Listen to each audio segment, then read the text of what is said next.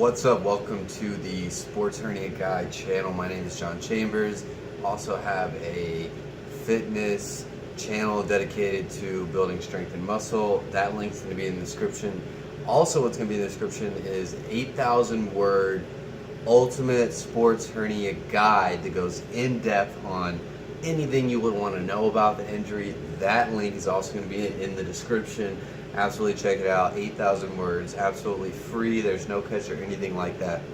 But in this video, I want to cover the rehabilitation portion of that guide, to give you a quick rundown on how the how the rehabilitation program is structured to make it highly effective and very successful at treating and curing this sports hernia injury. First off, it's designed to strengthen the surrounding areas of the injury. So the injury site is going to be located probably very close to your pubic ramus. That is the inner point, the tip, if you will, of your pubic bone.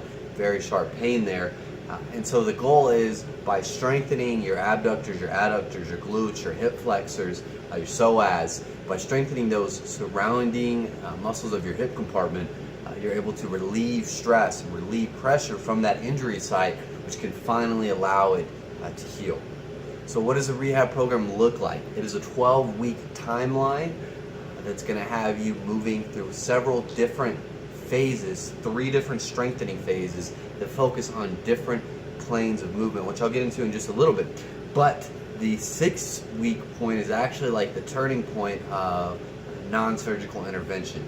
If you have made it to week 6 and you still haven't reaped benefits, it's time to start considering surgery, as that is probably going to be the option that's going to get you cured and healed up.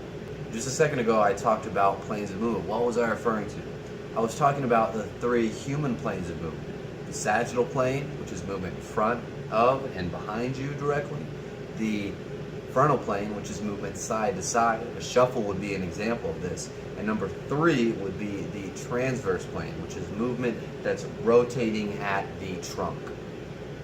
By beginning with the easier plane of motion, the sagittal plane, slowly working up to the frontal plane, and lastly adding the transverse plane in by specifically picking exercises that target these different movement patterns, we can provide a progressive nature of the rehabilitation program, which will allow you to make progress but not force your body into something that it's not ready for yet.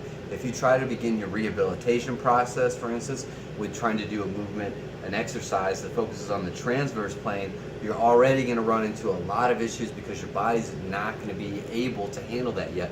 You got to take it a few steps back and focus on the sagittal plane, work on that, dial that in, get that strong. Then you can introduce the frontal plane, work that side to side movement, get stronger there, start to wake up those abductors, those adductors, those glutes, get all that firing. And then lastly, you add in that transverse plane, which is going to solidify everything and complete that healing processes, which is really what you want. Anyways, thanks for watching this video. Many more videos to come. This is just an overreach of the guide that's going to be again in the description. Check it out for more info. Thanks so much, and I'll see you in the next episode.